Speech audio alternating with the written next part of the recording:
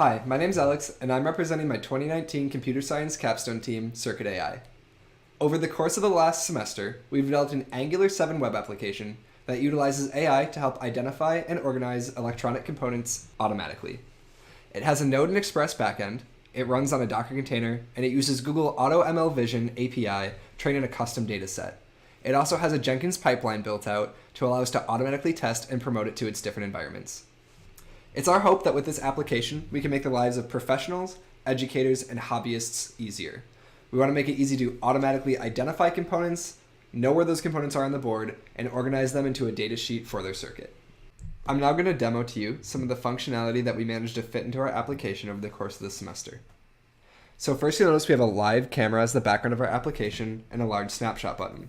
We wanted to mimic the look of most phone camera applications so that it was easy to pick up for a new user. If you open our navigation menu, you can see that we have a login and register option. I'm going to log in.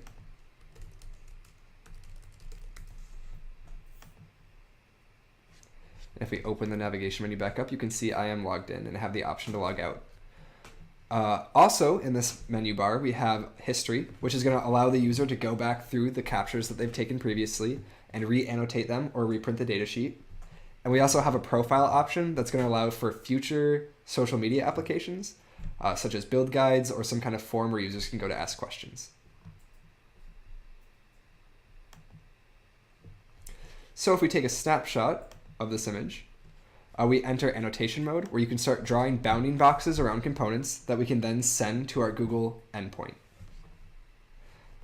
So if I draw a bounding box around a resistor, it's going to automatically classify the part as a resistor, and you get a confidence score. So it is 82.51% sure that this is a resistor. There is a certain tolerance level, so if it falls below a certain level, it will not suggest that the part is that component to make sure that we're not accidentally feeding misinformation to our users. However, we also want to have the confidence accurately depicted, so if it's a little bit lower, the user might know that there is a possibility that that might not be the correct part. If it, for whatever reason, does identify a part incorrectly, you do have a back button here where you can go back out and relabel it. We can then use the data that we get from this to retrain our AI to become stronger with whatever component that failed. Here we also have a color code based entry system. So if you type in the color code here, I'm going to just choose random values. It'll automatically tell you the resistance and tolerance. So if we press continue, it'll actually label that resistor, so it automatically knew that was a resistor, and we typed in our color code and we got a 2.1 ohm resistor with a tolerance of 0.01%. We also have a box ID here, so that if we have a lot of multiple components, it's easy to tell the difference between them.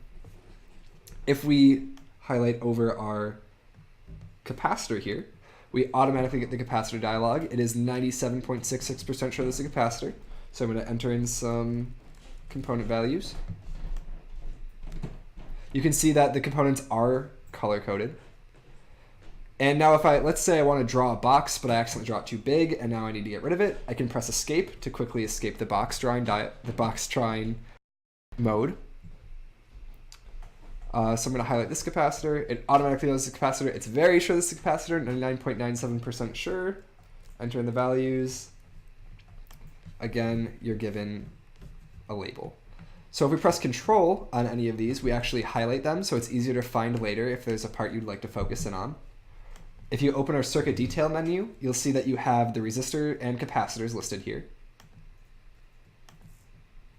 You will also receive a little snapshot in the right hand of the menu, so it's easier to find that component later, and you can highlight it from this menu. In this menu, in the future, we'd like to add the data sheet values possibly, and possibly a link to the data sheet, and maybe even a store page to purchase them. If we click Save Component List, this is actually going to save all those components to our database, and I'll show you in our backend here. So you can see the image URI here, so it's saving the entire snapshot, and then down below it's storing the min and max values for the image. So this is actually related to the ratio of the image size to where it is in the image, so that way any way you scale this image, you still have the label. And this is actually what Google's API requires to train it further. So using this method, we save it to our database. We can actually upload this to the Google Cloud later to farther train our AI. If we exit our data entry and we go back to the camera, you can see that we can actually move the camera and point it at a part that isn't even on our board. Take a snapshot and draw a box around it. It automatically identifies this as an inductor, which it is. We can just type in a fake part number and inductance and tolerance. You can see it's color-coded differently, and it automatically recognizes these components even if they're not on a circuit board. So in the future, we'd like to have the option to automatically label these as soon as the camera points at the components.